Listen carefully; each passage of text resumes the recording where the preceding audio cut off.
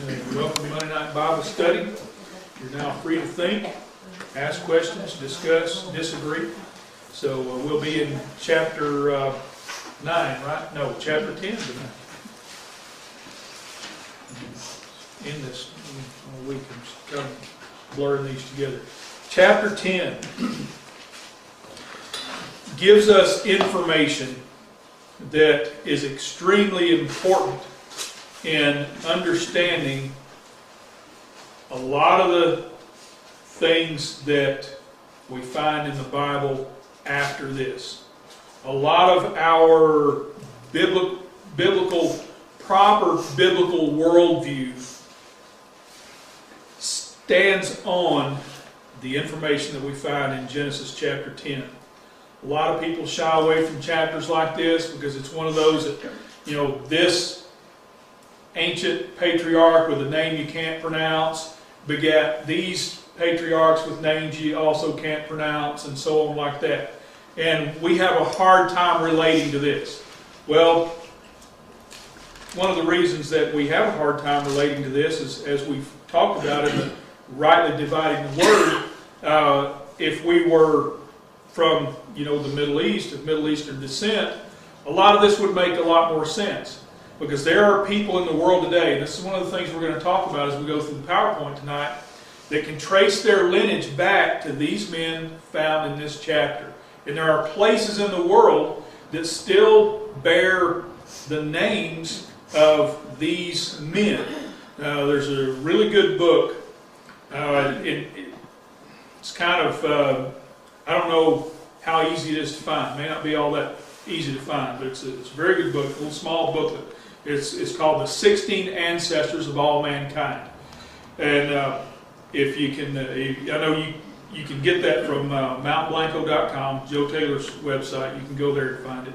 It's really good, really interesting book. And a lot of the information that I'm going to give you tonight came from that book. It's a very, well-researched book. Now, a lot of people, especially secular people, and even, unfortunately, people that claim to be Bible believers or Christian people today don't really have a biblical worldview, a biblical view of origins. And as we come to the end of this particular study, Genesis 1 through 11, we've looked at several of it, especially the highlights of the things that our biblical worldview and our view of creation and the origin of things comes from. In Genesis there are a number of origins. Really, everything begins there. The majority of the things begin in these first 11 chapters of Genesis. There's the beginning of the heavens and the earth, the beginning of man, there's the beginning of sin and Satan and so forth, and also the beginning of the nation of Israel and everything we find in here. So, kind of an introduction to this chapter. We'll get in here and we're going to look at some of the interesting things that we find here. Now, let's go ahead and get into our PowerPoint here. Genesis chapter 10 verse 1 says, "Now these are the generations of the sons of Noah, Shem, Ham, and Japheth. And unto them were sons born after the flood."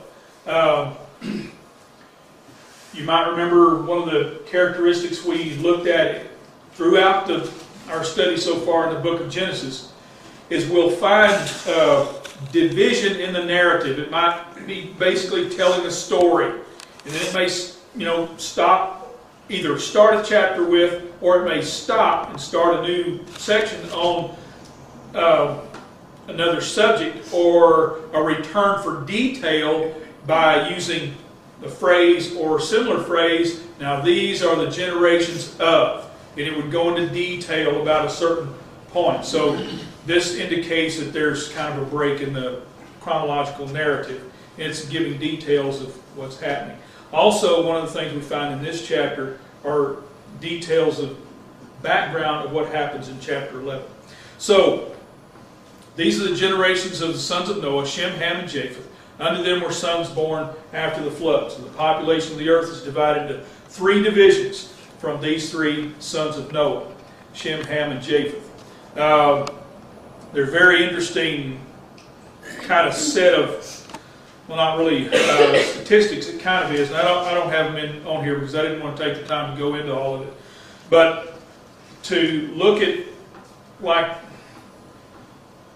the 10 or 12, well, really about 10 descendants from Noah down to about Abraham, and how long these men lived, and how many years after the flood it was when they died. Very interesting thing. These ages of these men overlapped. Matter of fact, Abraham only outlived Shem by about 25 years. So Abraham and Isaac, possibly Jacob, more than likely had contact with Shem, Noah's son. And Shem, at the time he was born, would have only been about 2 generations down from Adam. So it's very likely that Shem had contact with men who had contact with Adam. So the point being in that is that the account of creation and the things that Adam knew were passed down from father to son all the way down that line, but still there was an interconnected set of relationships between these men that weren't that far apart, basically what I'm trying to say. So I don't want to get way off into that. Got too many other important things to talk about tonight. So let's go ahead and move on. Now, okay, let me stop here. Is that easier to read, or is that pretty easy to read? Does it seem like, does the screen seem to help as compared to being on the wall? Okay, good. The sons of Japheth. Now, we're starting at the, I think the youngest son. I think Japheth was the youngest, I think. And then Ham was the middle son. Shem actually was the oldest. The sons of Japheth: Gomer, Magog, Madai, and Javan, Tubal, Meshech, and Tiras. Some of these names you're going to recognize, that they're familiar. You've heard those if you've been through any prophetic studies. I'm sure you have. You've read like Ezekiel in some place. Some of these names will seem familiar, and that's because they're the same people in the same place, same geographical area. The sons of Gomer: Ashkenaz, and Riphath, and Togarmah. And the sons of Javan: Elisha, and Tarshish, Kittim, and Dodanim. By these were the isles of the Gentiles divided in their lands, everyone after his tongue, after their families, in their nations. Now, this verse right here is extremely important to keep in mind, because this chapter 10, is bookended basically by what this verse says.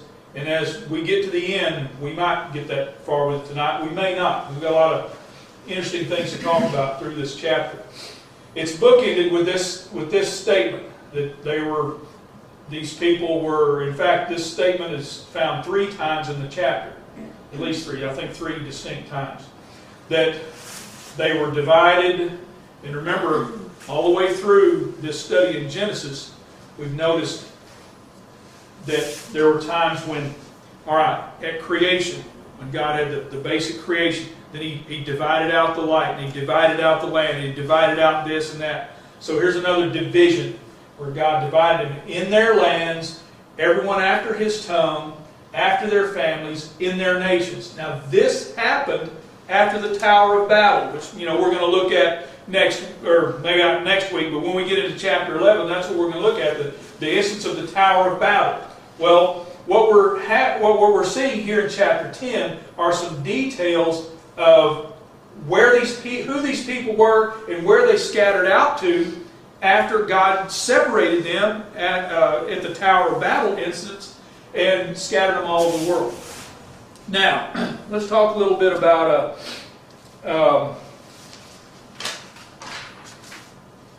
who some of these people were and where they ended up. All right. The sons of Japheth were Gomer, Magog, Madai, Javan, Tubal, Meshech, and Tiras. Gomer, let's see. Let me go ahead and go to this map. You see where the red arrow is right there? That is right about where Mount Ararat is today. One of the reasons why it's such a hotly contested area is because you've got Turkey and Iran and at least like one other country right all in there disputing that territory. And then you have the Kurds that are in there, you know, they dispute it too. So, but anyway, Mount Ararat are about right there. So, whenever they landed in the ark and they came out from the ark and they began to spread out, well, you know, one of the first places they began to go was follow these river valleys down here into Mesopotamia because it, you know, was fertile land and, you know, they could grow stuff and so on. So, the city of Babel, I think, was right there. I've got another map on here with it on there. But anyway, it was right in that area somewhere. So, when God separated the people at Babel, and they began to spread out, the sons of Japheth, they began to spread out through into Turkey and up into southern Russia and Ukraine and over into Greece and over in there. You remember it says, by these were the isles of the Gentiles divided. The reason it says that is because they went out in here into Cyprus and these Greek islands and all of these Mediterranean islands. The descendants of Japheth settled all of those. Now the Gomerites, they came up into Europe. They settled in France, and some of them eventually came over into the British Isles in Wales, in Western England. And in fact, there are people in Wales today, if you ask them about their cultural heritage, they'll tell you they're Gomerites. In fact, their language is called Gomeric, and they trace their lineage back to Japheth's son Gomer. One of the variations on the name of the Gomerites was the Galatians, and we know that Galatia was in, like right in there, I think, somewhere right in there back, in Paul's day. And also, if you can remember what France used to be called, like back in the old days, I guess we could say, it was called Gaul. And that's because it was settled by the Gomerites. And one of the variations on their names. And this gets way into a whole other branch of history, which is very interesting. And I wish we had time to go into it tonight. We really don't. But one of those suppressed areas of history, one of those areas where the Smithsonian Institution back years ago investigated archaeological finds and took the artifacts back to the Smithsonian Institute, and nobody's seen them since, and there have been no reports written on these things, is the characteristics of ancient Welsh people in the United States, like in Florida. They found what they call bog burials, where they would bury people in a peat bog, and for some reason the peat would almost perfectly preserve the body, it would mummify the bodies. Well, many of these peat bog burials have been found in Florida and a few other parts of the eastern United States, and they're exactly like ancient burials that are found in Wales and Scotland and places like that. So, all of the historic establishment will tell us that there was never any contact across the Atlantic Ocean between people in Europe and North America, but that's not what the archaeology shows. So anyway, I don't want to get way off into that over that time, but it is an interesting thing that when the Bible says that God spread these people over the face of the whole earth, I believe He spread them over the face of the whole earth. Either by land bridges, because the ocean levels were lower after the flood, or they built boats and sailed. These were intelligent people. I mean, they knew how to build boats. They had survived the boat. Okay, some of the...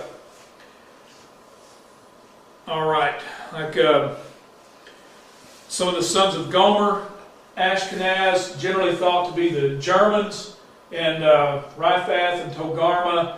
Let me look at my notes here. some of those basically became the Eastern Europeans and so forth. Wait a minute, let me go back.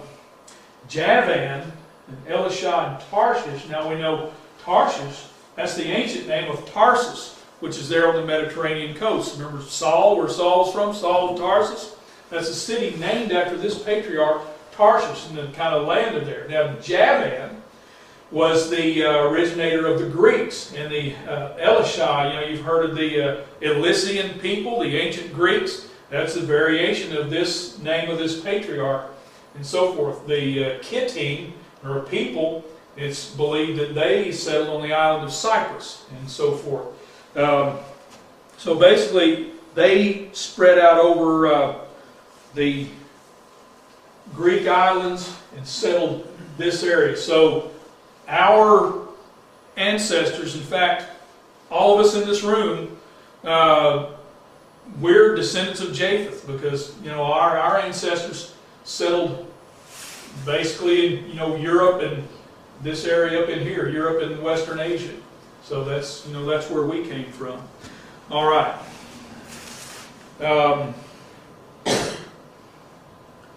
Let's go. Go ahead. By the time they made it to what we would call England and France, the Tower of Babel had already fallen, and everybody was already speaking different languages. Yeah. Since we're talking about that, we don't have to turn over there, but we'll do a quick review of what happened at the Tower of Babel. They began to build the Tower of Babel. Nimrod basically was the leader of that. We're going to talk pretty extensively about him here shortly. I'll move on because I want to get to that. So they built the Tower of Babel. It was a one world system. They all wanted to be a one people, one government, one language, and so forth. In direct disobedience of what God had told them to do. He said, spread out all the earth and populate the earth. Well, let's all stay right here. So we're all, we won't be scattered all over the face of the earth, is what they said. So God confused their languages and scattered them all over the face of the earth. Probably by the Tower of Babel, which likely was about, I think most of the Bible chronologies put it at about 300-400 years after the flood. Population had increased by then enough to, have that society. So, by then, the animals had spread, all over the world. There were, plants growing, so these people scattered, and they, were able to travel. Which, one thing about it is there were enough of them in groups to travel in groups, but there weren't the places they scattered to were unpopulated. So there were no enemies, and no other than just geographical barriers. They could pretty much go where they want to and live on whatever they found there. So it's how they spread all over the world. Let's go ahead and take a look at the sons of Ham. It was Cush, Mizraim, and Phut, and Canaan. And the sons of Cush, Seba, and Havilah, and Sabta, and Raamah, and Sabtakah, and the sons of Raamah, Sheba, and Dedan. Now, let's talk a little bit about, let's see, I really didn't. Let's go ahead and look at Ham. Cush settled in the area of what we know of as Ethiopia, probably bigger then, or in its heyday when Ethiopia was as large as it ever got. But it's there on the kind of the eastern part of Africa, North Africa there. So the Ethiopians back in ancient times, in fact, you'll find Bible references to the Cushites. It's talking about the Ethiopians. So they came down here, these descendants of Ham. So when they left up here around the Tower of Babel was, and this area they had come to live in, they came down here and came, through Israel and down into North Africa. Or if they had, boats, they sailed around there. Mizraim is the ancient name of Egypt. And we find that in the Bible, some references to that. There are also references to Egypt identified as Mizraim back in ancient writings. Now, the ancient Egyptians, the word Egypt is really fairly modern. The ancient Egyptians called themselves Kemetians. So if you read any like ancient histories or anything, you see some reference to like Kemet, K-E-M-E-T. That's a reference to ancient Egypt, the Kemetians. But that was Ham's son, Mizraim. He was the originator of Egypt. So they brought that culture down there and originated that.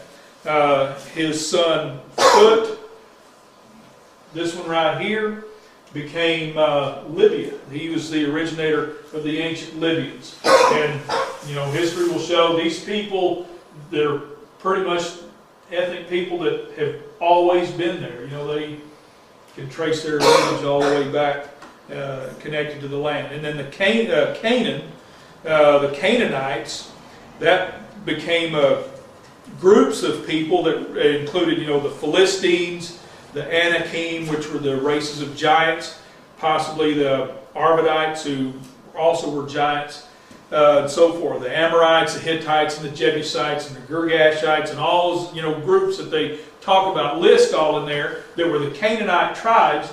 They they settled here. Let's see. Now let me back up. They settled here in mainly this area.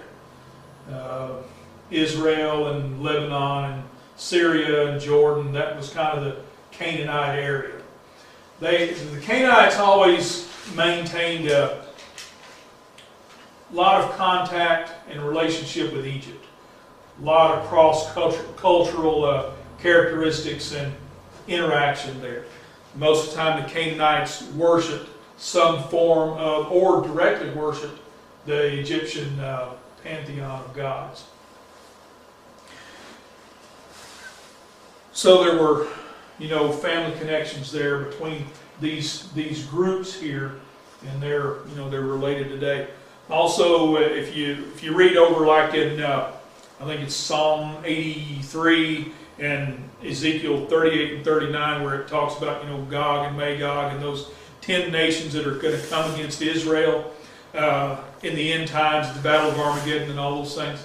You can find those are nations that can be traced all the way back to what we're reading now. And I would say, there in all of this stuff we're looking at here in Genesis, there's an end time correlation, and that's why I say it's important that if we're gonna study the end of the book, don't you think we need to go down here and study the beginning of the book so that we know where all that came from? Because everything begins where? It begins in its beginning. So some of the reasons it gives us insight and understanding when we do read the prophetic things, to know where it all came from and where it got its start, so that we're not wandering off into misunderstanding or nonsense or whatever and all that and so forth. So anyway, that's why it's important.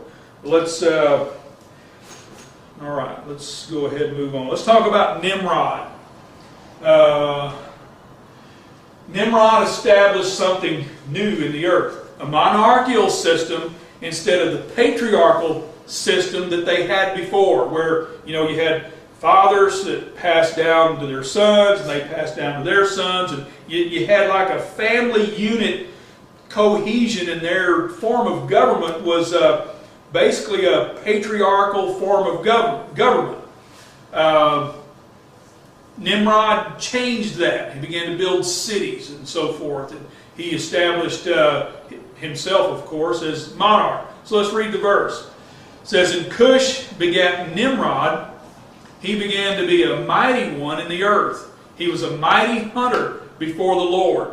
Wherefore it is said, even as Nimrod, the mighty hunter before the Lord." Became a saying, like a proverb for people in those days. "In the beginning of his kingdom was Babel, and Erech, and Akkad, and Calneh in the land of Shinar." Now, in those days, when the population began to grow, the animal population was also growing. Now, of course, it was ancient times. They didn't have firearms. They lived mostly in villages. Probably a lot of the people still lived in tents. They traveled around and kind of a little bit nomadic. And before they began to build cities, a lot of the people probably still lived in tents. We know that Noah lived in a tent. We looked at that last week. So when you're living in a tent, and there is a considerable population of large, hungry, predatory animals, what are you going to do? You're going to get in groups of men, and you're going to go out and hunt those animals down and kill them. I'm convinced, because number one, it makes sense, and number two, archaeological evidence shows this, that many of the large, especially predatory animals like the giant bear and the dire wolf and the saber-toothed cats and all that, they were deliberately killed off. They were deliberately brought to extinction, because if you're living in a tent and there's a 10-foot tall bear living in the area where you live, that's a threat every day, not just to your animals and all that, but to you and your family and so forth. So I think this was one of the things that probably enabled Nimrod to gain power and gain a following. He was a mighty hunter, and he defended the people. He was very skilled at killing large, dangerous, predatory animals. He probably began to use that to gain a following. As he gained a following, he gained more power and used that to lord it over the people and so forth. And so now, Nimrod, the descendant of Cush, the descendant of Ham, and so forth, he learned the same things apparently from his father Ham that Canaan had, that turned them both into idolatry. Nimrod was the originator of all of the pagan mystery religions that exist in the world today. I've said a number of times that we've never really gone into any real detail in this. We will a little bit tonight, but not a tremendous amount. But there is a common thread that runs from the modern day all the way back through all pagan religions, all the way back to ancient Babylon, through the symbolism. You need that? Oh yeah, I didn't think so. Through the symbolism and the rituals and the names of the gods and all those kind of things.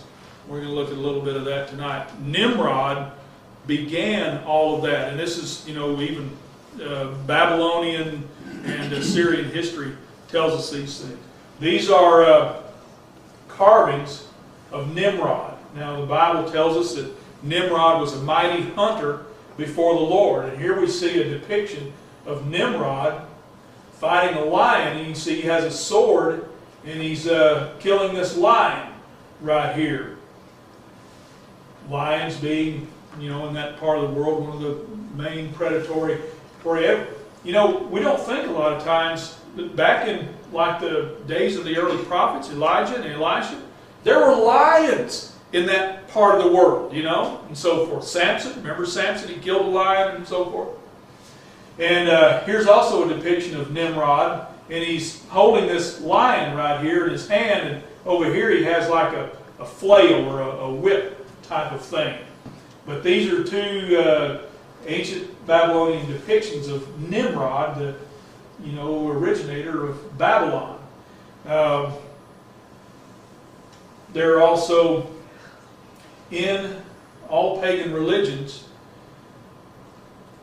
the names might change, but the gods don't change. They're the same. They all go back to Nimrod. In like the Greeks and Romans, we've heard these names: Ares, Bacchus, Dionysus, Eros, Hephaestus, Hermes, Pluto, which is the same as Hades, Poseidon, Zeus, Kronos, Abir, and Shamash. Shamash is the form of the Babylonian moon god. Remember a while back when we looked at the bull symbolism in ancient pagan worship. And this is another depiction of these ancient gods with the horns, also in the shape of a crescent, with these star or sun symbols around it. Also, and the horns like a bull, you know. Also, we get Mars and Cupid, Vulcan, Mercury, Pluto, Neptune. All of these mainly Roman gods that we find. Marduk in ancient Babylon and Nebo. Remember Nebuchadnezzar? That was the beginning of Nebuchadnezzar's name. It was in honor of God Nebo, traced back to Nimrod, who was the originator of all those pagan mystery religions. Now, here's two that we can trace back to our kind of Celtic, Norse, Scandinavian ancestors, and Woden, which even our several of our days of the week. Ever wonder where Wednesday comes from? It's Woden's Day. So carryovers from ancient pagan times.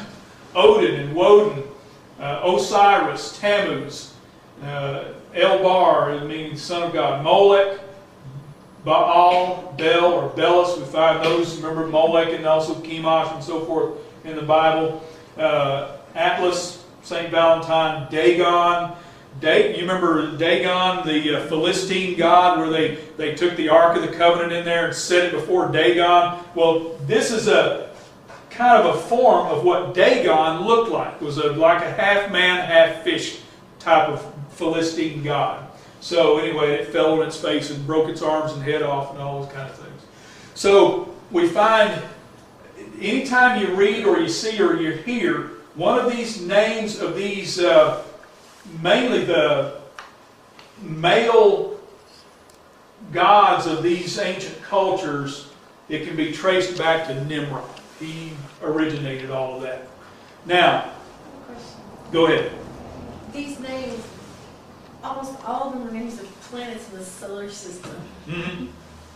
What's well, it's because when the secular astronomers named the planets and stars, they named them after pagan gods.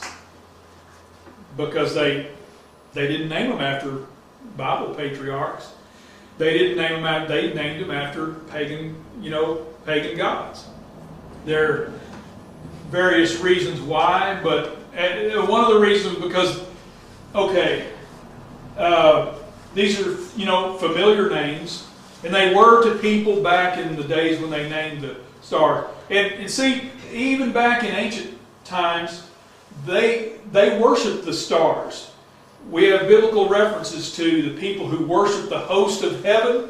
Well, that was the sun and the moon and the stars. And that was specific to Babylon. And Nimrod was instrumental in beginning that worship of the sun, moon, and stars. And so all of the stars and planets and so forth were named after whatever pagan gods of the, each religion had their own names for the stars and so forth. And they carried over, and these were, the Roman names of those, or the Greek names of those, and so forth. Now, you might recognize this name, Tammuz, from the Bible. They have references in, I think, Isaiah about or it might be Ezekiel about the women weeping for Tammuz and so forth. We're going to talk about that a little more in a second. Anybody got any other questions or anything on this before we... If you need me to back up or anything on any of this, that all kind of reminds me of like the signs of the zodiac. Is that? Yeah, it's the same. Is that the zodiac? Is that like a pagan thing too? It is. Okay. The 12 major constellations that are in what we think of as the zodiac. What we see in the sky, those constellations, are really not pagan because they really have a very distinct biblical correlation, message. That was taken and counterfeited, like Satan does with everything. He never comes up with anything on his own. He takes what God created and counterfeits it. So the zodiac goes all the way back to ancient Babylon, and it is a counterfeit of the constellations that God put in the sky for times and seasons and directions and all those things. You know, the constellations have there's a really great message, you know, biblical message in that and everything. So yeah, that's where the zodiac came from, these ancient pagan gods. Now, Nimrod had a wife named Semiramis. I'm going to tell you Semiramis. I'm not sure how to pronounce that name. Semiramis was reported to have been unbelievably beautiful woman. The story is that one time in Babylon during their life, there was some uproar, riot over something or other, and Semiramis came out of the palace wherever and walked down the street into the crowd, and her beauty was so striking that everything just stopped, you know, to look at her, because she was. That's the, you know, the legend from ancient historical accounts. Now, in some kind of twisted, weird thing,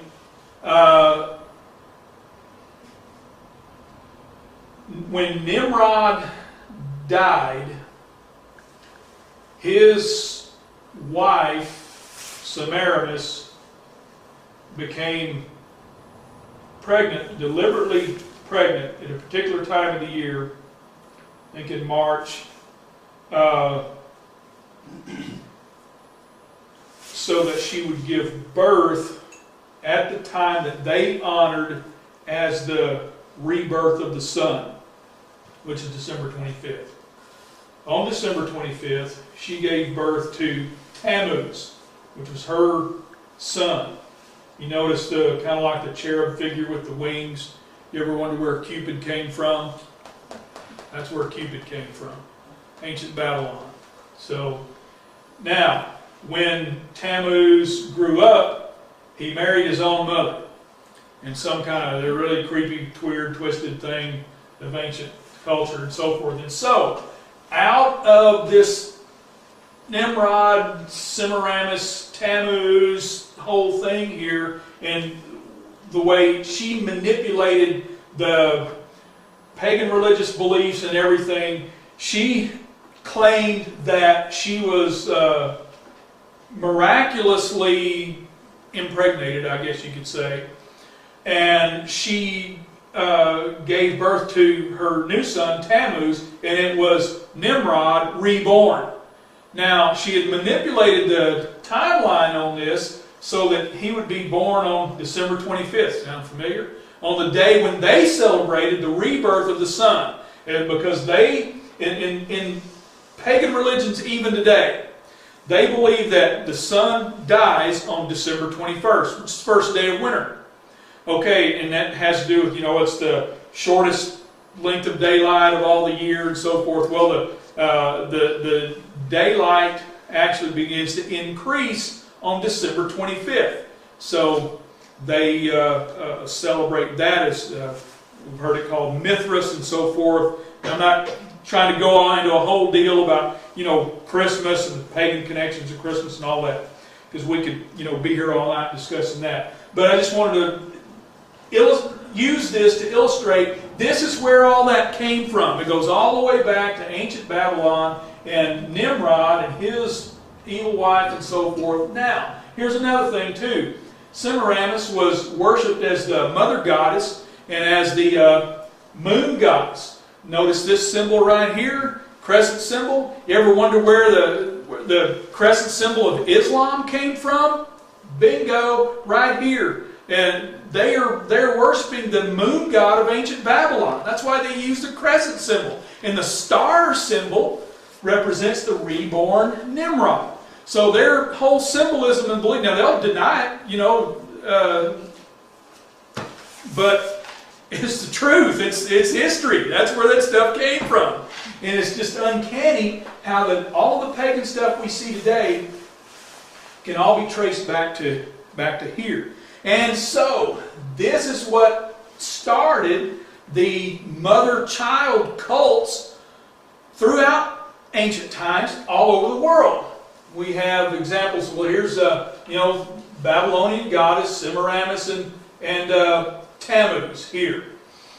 In India, we had Deva and Krishna. I think this is where you hear about Hare Krishna. Well, this is where the legend of Krishna came from. His mother, Deva, I think that is a little blurry. I can't read it, but anyway.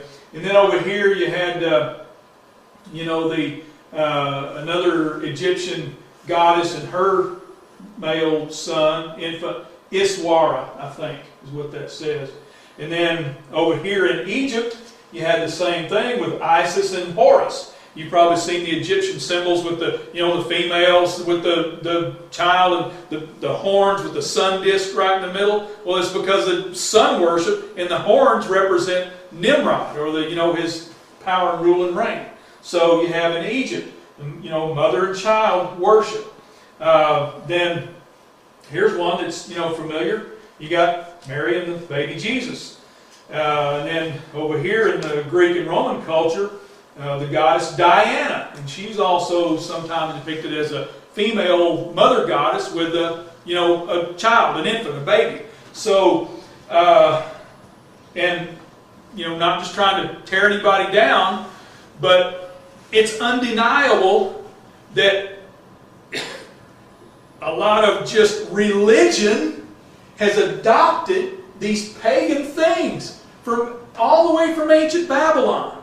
And that's why even what upsets people like me and a lot of people, and why we really have a negative view of the Catholic Church, and I'll be as nice as I can about that, is because of these things right here. It's directly from ancient pagan stuff.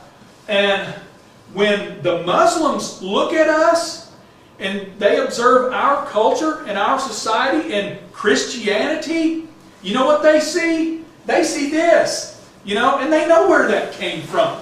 And also, when they see the whole thing about Christmas and how Christians, that's our big holiday of the year, and we celebrate Christmas, and they know where that came from. And they know it has pagan roots. And they think either we're stupid or our faith really doesn't mean much because we just incorporated all this pagan stuff. The Catholic Church openly said they incorporate a lot of that stuff in their religion, too, in their records. To You can research their records and say, well, this is our origin. Yeah, they did it on purpose. They purposefully did that to try to reach people in Egypt and people in Babylon and people in India, because they knew they already incorporated this symbolism into their religion, so they incorporated it into here as an attempt to try to reach those people and bring them into the Catholic Church and under the Pope. So yeah, you're right about that. So anyway, some origins of some things. If you wonder where a lot of this stuff in the world came from, that's where it all came from. And remember, one of the things we talked about Satan, that there at the beginning, as part of his plan, was to get man to fall so man would lose the right to dominion of the world. And then at that point, Satan set the course for this world. Paul talked about that, about how that, before in times past, we walked according to the course of this world. Well, that's it. Those are elements, components of the course of this world. And by the fact that we see the same thing in pagan religions just come up time after time after time. Same thing, names might change, but the rest of it stays the same. There has to be something behind it, because there's not enough variation. And we're talking about, okay, people in India or in Egypt 3,000 years ago, and the characteristics of their worship we find in Central America in 1000 BC. You're telling me there's not some common origin to all this? There has to be. There has to be. And there's a spiritual aspect to it, and it's Satan's course of this world. It's just, and then you throw, man's take on the religion there. Here's just some photos here, examples of different idols from different places in the world that all incorporate the mother-child figure from, Egypt and ancient Babylon, Assyria, India, so forth, and Catholic depiction, and from Africa. So, these common things are found, artifacts over a wide period of time, from all over the world, and they all incorporate the same thing. Some of them, not all, but some of them will have this kind of rounded shape here and that. We know it's kind of a halo. Well, it's supposed to represent like the glory, glow, aura. Well, in ancient Babylon, it represented the sun, or sun worship. So if you ever wonder why the halo, what it represents, it goes all the way back to ancient Babylon and the sun worship. Okay.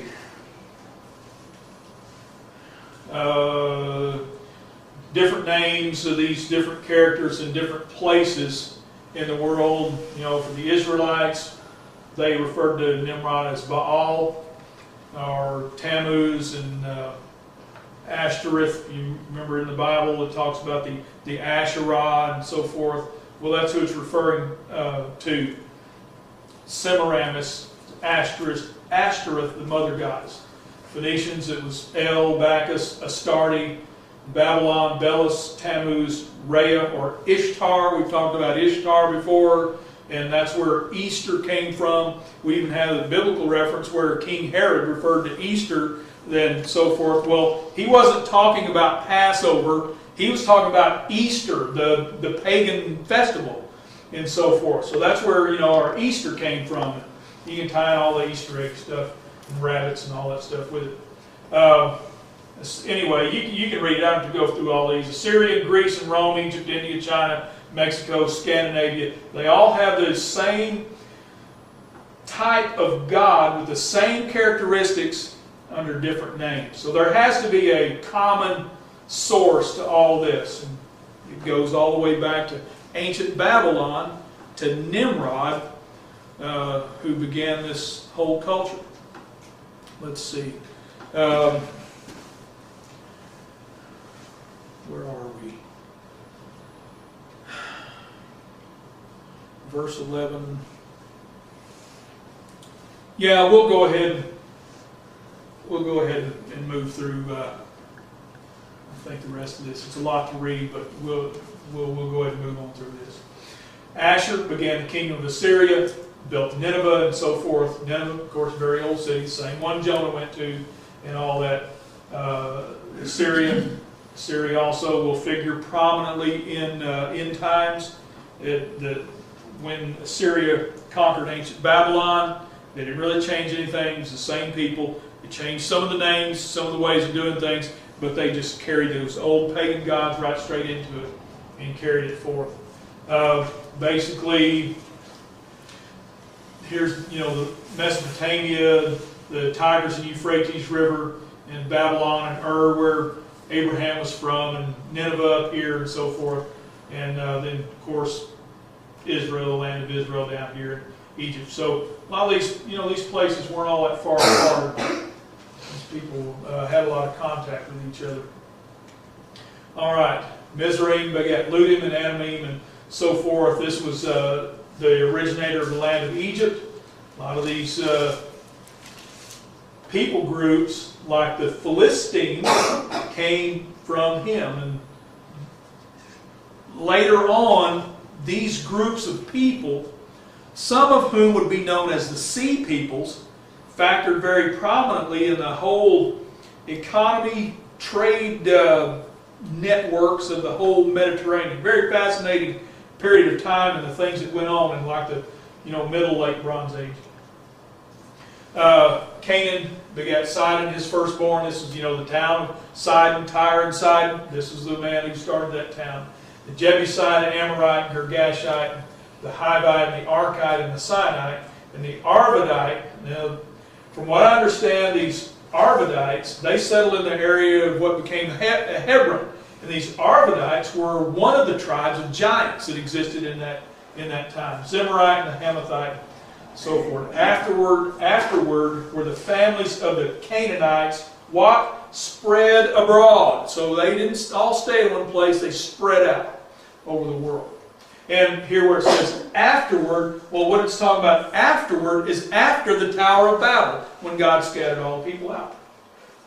And this basically, of course, is Israel, and this was the main area of the Canaanites, a lot of these Canaanite peoples, and the Philistines, had their major cities here and so forth.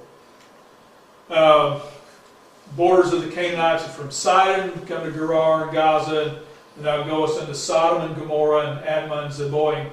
These were Elisha. These were the cities you remember that were destroyed when Sodom and Gomorrah was destroyed. Now, here's an interesting thing also. That as we've gone through these first 11 chapters, and we're talking about a lot of these places and names of people and names of places, there's a very prominent place that is not mentioned. And it's not mentioned until after Genesis chapter 19. You remember what happened in Genesis chapter 19? That's where God destroyed Sodom and Gomorrah.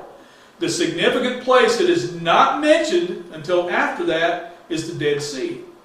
So, from what I understand, from studying this out, at this time, when all these people were being scattered out, and they were, Canaanites and Canaan land and all that, the Dead Sea didn't exist at that time. But the Jordan River was a wide river valley there where Sodom and Gomorrah were and these other cities. Remember, Lot looked down into the valley and he saw it was well watered and so forth, and he went down in there. Well, now, this is kind of just my theory, but I think it bears out. The Dead Sea didn't exist at that time. But when God destroyed Sodom and Gomorrah, He sunk it. Because we know that, okay, the Dead Sea is the lowest place on the face of the earth. The reason it's the lowest place on the face of the earth is because of earthquake activity along that major fault, the Great Rift Valley. And we know that sometime in the past, an earthquake shift caused that whole thing to sink. So I think that when God destroyed Sodom and Gomorrah, He sunk it.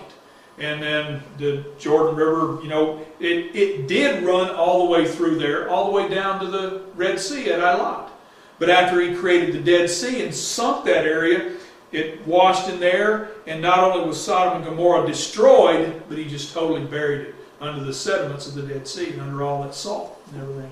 So it's interesting that it's not listed in the name in the places. I think it's because it wasn't there until after He destroyed it. So the sons of Ham, after their families, after their tongues, in their countries and in their nations. Now, unto Shem, also the father of all the children of Eber, the brother of Japheth the elder, even to him were children born.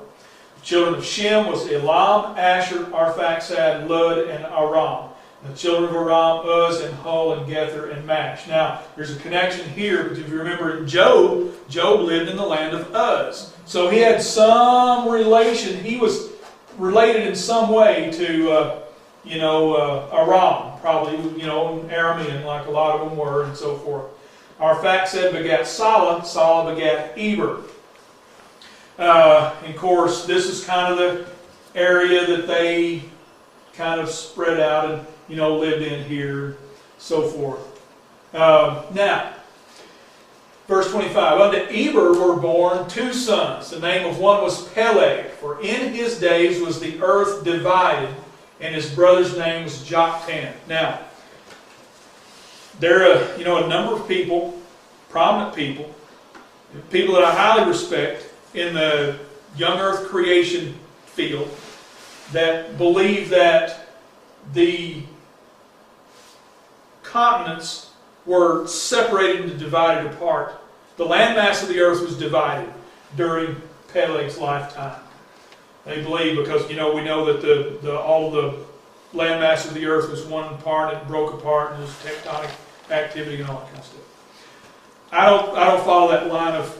I don't think that is what happened.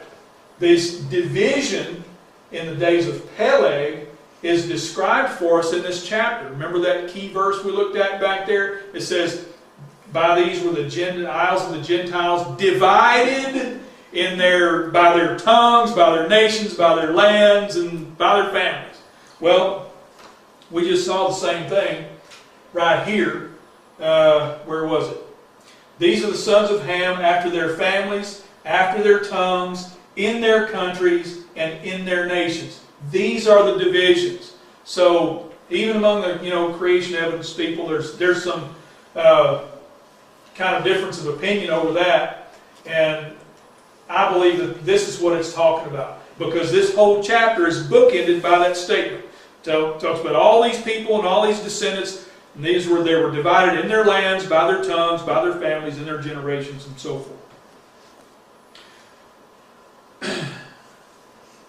I'm not going to read all these names. Some of these are. Come on, Carson. If we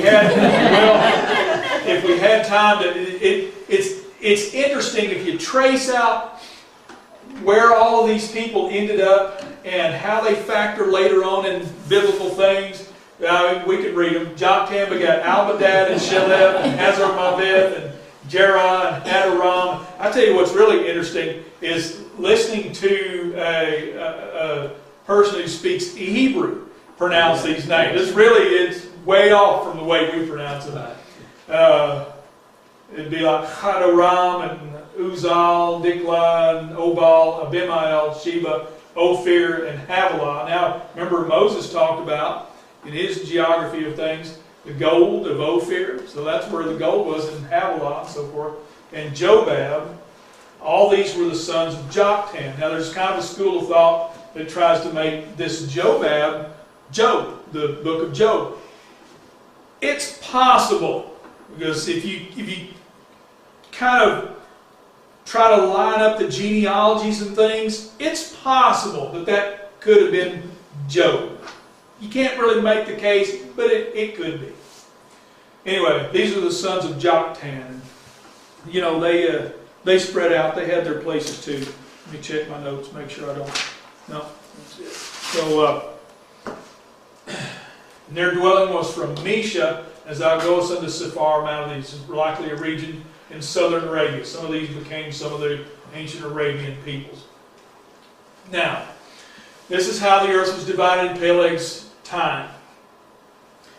Because the Tower of Babel, and here if you line up the timeline there, the Tower of Babel likely happened during Peleg's time. And so therefore, these are the sons of Shem, after their families, after their tongues, in their lands, after their nations. These are the families of the sons of Noah, after their generations, in their nations, and by these were the nations divided in the earth after the flood. So this explains, I think it makes it pretty clear what that means when it says in Peleg's day the earth was divided. So here we find we can, from a biblical worldview, we can take this chapter and we know where the different cultures and groups of people came from. And this gives us what we can stand on and do stand on when we see evidence that all the people, even in the secular history books, they'll tell you that from, let's see if I've got another, I don't think I've got another map on here. No, let's go back to a better map. Yeah, even the secular history books will tell you that at some time it appears that people all spread out from in this area somewhere. And from around in this area, they migrated all over the earth. Apparently within a relatively short period of time. So there's a lot of archaeology in the things that bears out what the Bible said. Now, the secular timeline makes it a lot longer, but still, they'll say that apparently people spread out from there all over the world. And so here we have it. We wound up with the sons of Japheth, which is really our ancestor, spread out all over what became, Europe and so forth. the descendants of Ham. Some went kind of to the east. Some most in Africa, North Africa, African continent. Sons of Shem, mostly right in what became Israel, and in that area right there. As I believe, they also, spread out and explored all over the world too. All right. Yeah. Okay. Anybody got anything? I know this opens up, or could open up a lot of, different subjects or anything. Any questions about any of this stuff about ancient Babylon or Nimrod or any of that, or maybe you know some details about that. I know, Steve, you read a lot of this kind of stuff, and you and Denise tie in a lot of ancient history, and y'all are kind of like me. You're always looking for the cores to the paganism that is so extant in our culture and society today. How come the Middle Eastern countries have the names that they do now? Why didn't they stick with the ancient names like Babylon, now Iraq? Yeah. Turkey was something else. All these other countries. Why didn't Well, they change names? it had a lot to do with the different rule they came under over the centuries, because all of that whole Asia, Middle Eastern, Iran, Persia, Eastern Asia area has been a constant battleground for thousands of years. And you would have, an empire rise, and that ruler of that empire didn't want to retain any of the place names and things of the guy that he took over from. So he'd change everything. It's kind of like the Egyptians. They would go in there and they would chisel off the names of the Pharaoh that was before the Pharaoh that's in power now. So, thanks, Egyptians, for wiping out that historical record for us now. But anyway, so because of the change of rulership and all the things that went with it, the names changed. The people would come under, it might have been the same people, but let's say they were dominated by the Greeks. So they adopted the Greek language. So they changed all the names to reflect, the Greek language. Then maybe they were taken over by Persia. They began to, they had Persian language. So they changed it all to some Persian name and all those kind of things. So that's kind of the way that those place names got changed over the centuries and to where they are now. One interesting fact about Moscow. Moscow, they believe, is a variation of Meshech. In fact, there is an area not far from Moscow that even to the present day retains the name of the land of Meshech. It's still named that. So there are a few places in the world that the people that live there know it by its original biblical, from the original ancestor that they can trace all the way back to. Because in many of these lands the population might completely change, but most of the time they don't. It's the same people from the same descendants stay there. Their language might change, their culture might change, but they retain things of their original heritage and culture, and even some of the names. So You don't realize the strong pagan influence in today's culture, yeah, in today's society, until you really start studying and digging deep and getting educated on all this. Yeah. Strong it's pagan because influence. we wrestle not against flesh and blood, but against principalities and powers and rulers of the darkness of this world and spiritual wickedness in high places. And time after time after time, we're told by Jesus and by Paul and some of the others, don't be deceived. Time after time. He said, don't let anybody deceive you, because our, you say it applies to us too.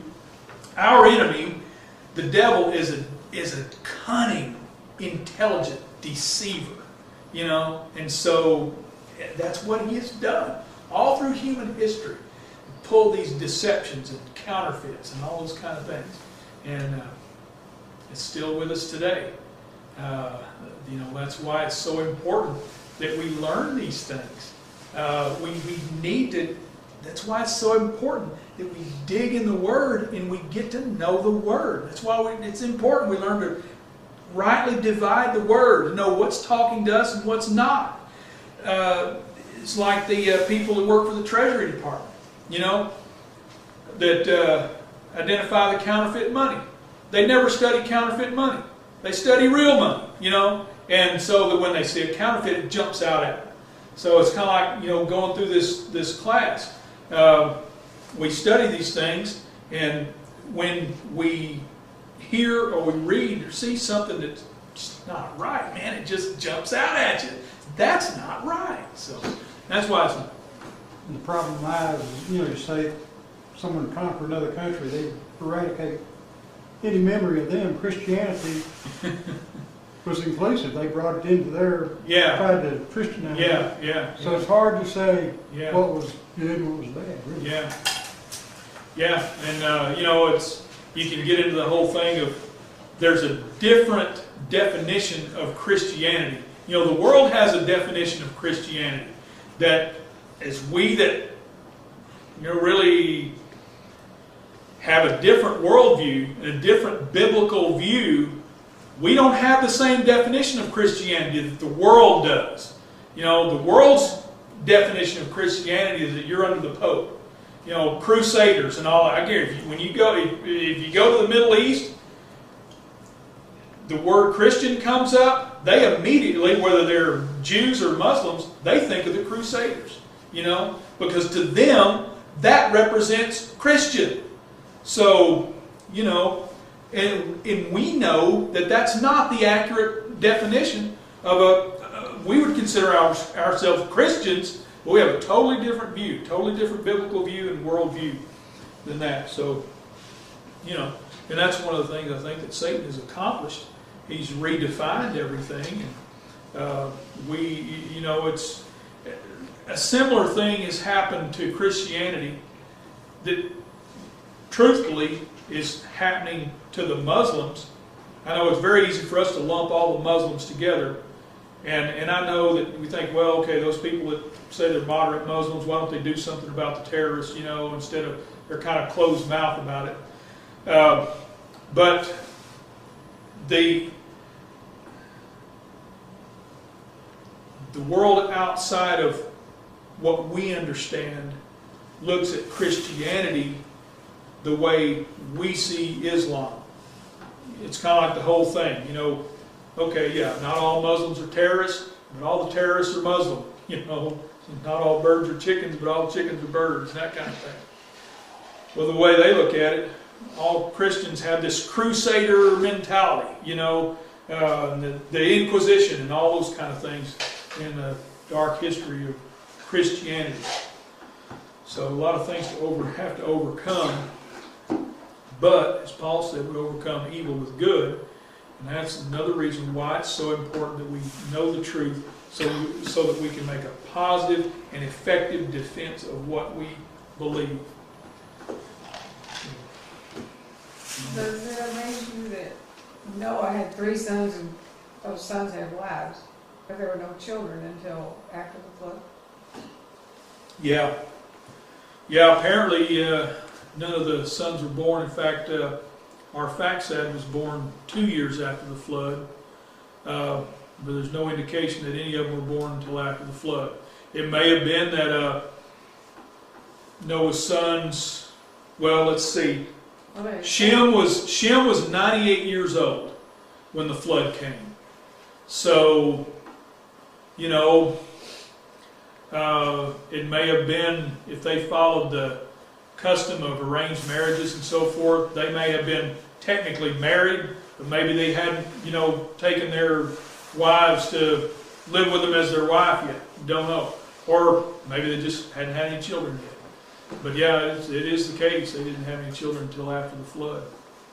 I don't know, maybe they knew the flood was coming and just deliberately didn't have any children until after that happened. They knew the judgment was coming. They didn't all know how it was going to play out, and so maybe they just deliberately didn't until after the flood. I don't know.